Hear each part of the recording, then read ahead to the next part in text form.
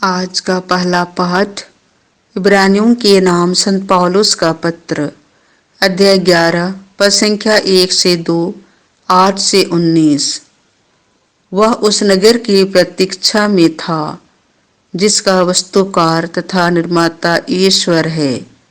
विश्वास उन बातों की स्थिर प्रतीक्षा है जिसकी हम आशा करते हैं और उन वस्तुओं के अस्तित्व के विषय में दृढ़ धारणा है जिन्हें हम नहीं देखते। विश्वास के कारण हमारे पूर्वज ईश्वर के कृपा पात्र बन गए। विश्वास के कारण इब्राहिम ने ईश्वर का बुलावा स्वीकार किया और यह ना जानते हुए भी कि मैं कहाँ जा रहा हूँ, उसने उस देश के लिए प्रस्थान किया जिसका वह उत्तराधिकारी बनने वाला था।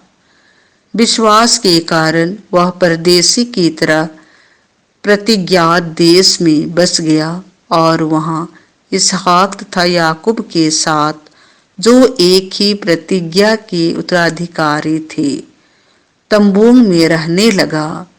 इब्राहिम ने ऐसा किया क्योंकि वह उस बसे हुए नगर की प्रतीक्षा में था जिसका वस्तुकार तथा निर्माता ईश्वर है। विश्वास के कारण ही सारा उम्र ढल जाने पर भी गर्भवती हो सकी, क्योंकि उसका विचार यह था कि जिसने प्रतिज्ञा की है वह सच्चा है और इसीलिए एक मरणासन व्यक्ति से वह संतति उत्पन्न हुई जो आकाश के तारों की तरह असंख्य है और सागर तट के बालू के कणों की तरह अगणित। प्रतिज्ञा का फल पाए बिना ये सब विश्वास करते हुए मर गए। उन्होंने उसे दूर से देखा और उसका स्वागत किया। वे अपने को पृथ्वी पर परदेशी तथा प्रवासी मानते थे। जो इस तरह की बातें कहते हैं वे यह स्पष्ट कर देते हैं कि वे स्वदेश की खोज में लगे रहते हैं। वे उस देश की बात नहीं सोचते थे जहां से वे चले गए थे, क्योंकि वे वहां लौट सकते थे। वे तो एक उत्तम स्वदेश अर्थात स्वर्ग की खोज में लगे हुए थे। इसलिए ईश्वर उन लोगों का ईश्वर कहलाने से नहीं लजाता।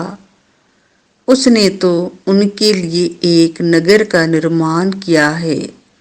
जब ईश्वर इब्राहिम की परीक्षा ले रहा था तब विश्वास के कारण उसने इसहाक को अर्पित किया। वह अपने इकलौते पुत्र को बलि चढ़ाने तैयार हो गया था। यद्यपि उसे यह प्रतिज्ञा की गई थी कि इसहाक से तेरा वंश चलेगा। इब्राहिम का विचार यह था कि ईश्वर मृतकों को भी जिला सकता है, इसीलिए उसने अपने पुत्र को फिर प्राप्त किया। यह भविष्य के लिए प्रतीक था। यह प्रभु की वाणी है। संत मार्कुस के अनुसार पवित्र सुसमाचार, अध्याय 4, पद संख्या 35 से 41। आखिर यह कौन है? वायु और समुद्र भी इनकी आज्ञा मानते हैं। उसी दिन संध्या हो जाने पर यीशु ने अपने शिष्यों से कहा, हम उस पार चलें। लोगों को विदा करने के बाद शिष्य यीशु को उसी नाव पर ले गए जिस पर वह बैठे हुए थे। दूसरी नावें भी उनके साथ चली। उस समय एकाएक झंझावात उठा। लहरें इतने जोर से नाव से टकराने लगी कि वह पानी से भरी जा रही थी। यीशु दुम्बाल में तकिया लगाए सो रहे थे। शिष्यों ने उन्हें जगाकर कहा, गुरुवर, हम डूब रहे हैं, क्या आपको इसकी कोई चिंता नहीं? वह जग गए और उन्होंने वायु को डांटा और समुद्र से कहा, शांत हो, थम जा। वायु मंद हो गई और पूर्ण शांति छा गई। उन्होंने अपने शिष्यों से कहा, तुम लोग इस प्रकार क्यों डर जाते हो? क्या तुम्हें अब तक विश्वास नहीं है? उन पर भय छा गया और वे आपस में यह कहने लगे, आखिर यह कौन है?